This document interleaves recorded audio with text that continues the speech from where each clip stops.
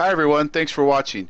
Here's a quick video of my favorite WvW solo build so far for the Necro. For armor, I have all rabbit gear with superior rune of the Mad King. Number 6. Summon ravens to attack nearby enemies when you activate an elite skill. All have a WvW infusion. I run a scepter dagger with a staff. The scepter is rabid with a Seagull of Ice, 30% chance on hit to inflict chill. The daggered is rabid with Seagull of Battle, gain 2 stacks of might when you swap to this weapon in combat. And the staff is rabid with the same 2 seagulls. I have an assortment of back pieces, accessories, rings. All of them have a WvW infusion.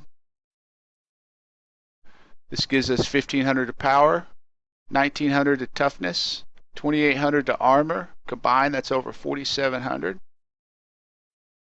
20,000 to health, 42 to critical chance, 20% to condition duration. The 40% to chill is the important one. Our condition damage is low at 1300 along with our power at 1500, but we're going to address both of those in combat.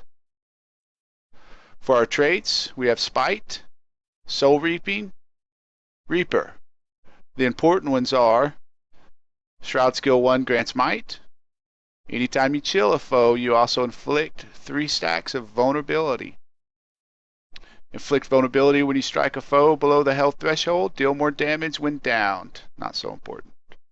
Chill of Death, my favorite. You chill them at 50 when their health drops to 50%. You chill them. Plus we do vulnerability. Plus it removes boons. Plus it does damage per boons. But the big thing here is the range, 1200. Gain might when you strike a foe below the health threshold, 50%. Increase damage to enemies below a health threshold, 50%. You get an increase of 20. So anytime you get an enemy to 50%, you're just going to dump on them. You get a 20% damage increase. You get might. They get the Chill of Death with vulnerability and boon strip.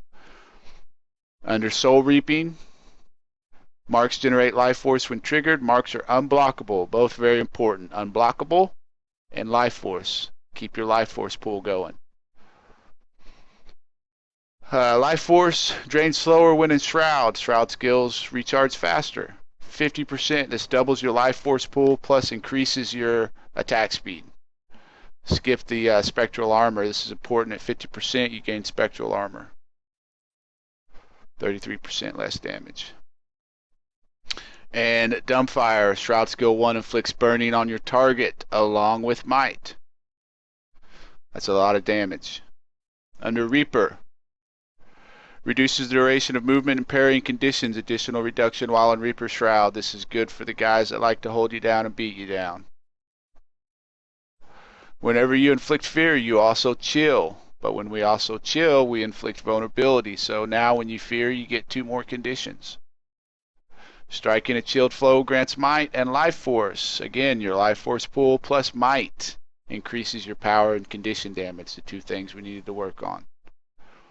Chill lasts longer and chilled foes do less damage. So now when you chill them, they're going to do 10% less damage.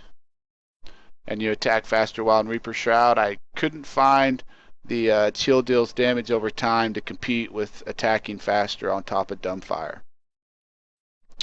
For my food, I like to go with the sweet bean buns. The sweet bean buns will cost you about 30 silver on the trading post, or you can get them out of the Divine or Homemade Lucky envelopes, which you can also buy on the trading post, but you can't make it. And the Furious Sharpening Stones, again, they're made by the Weaponsmithing. You can't buy them. If you don't have the materials, it'll cost you about 1 gold to do 5 of them.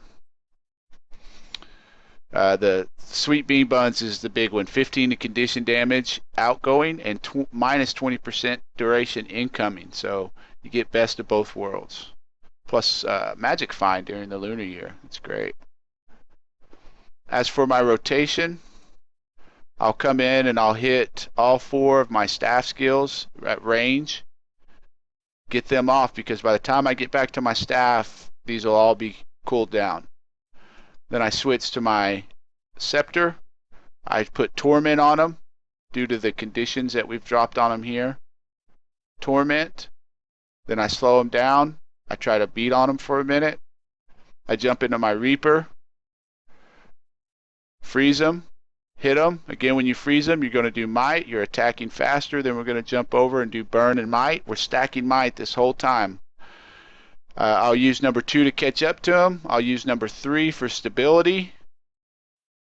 But don't forget to use it so you get your 3 conditions before it runs out of time. Now you've ran through your staff, your scepter and dagger, and your Reaper, and by the time you come out, these will all be ready to go again. And we haven't even touched our main skills yet. I use the Signet of Spite strictly for the power, 180 to power, can't beat that. But it's also good amount of conditions to drop on somebody. You might do it at the very beginning of a fight or maybe at the end of it. But I try to leave this up when I can, strictly for the power. Spectral Wall, again, because when we fear, we chill, and when we chill, we inflict vulnerability. So we get 3 conditions and a boon out of this one. It's great for rangers and their pets, mesmers and their clones, to get warriors off of you, to slow a necro down. This also gives you time to drop your Signet of Spite if necessary. You fear them and then turn around and drop it on them. As for my elite skill, I like the chilled to the bone. It does chilled. Again, we gain might on a chilled foe.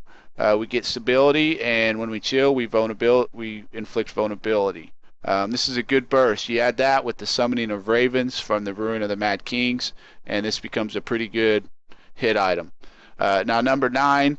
I usually run around with this. I get caught a lot with this, but I would prefer to have something more skill specific.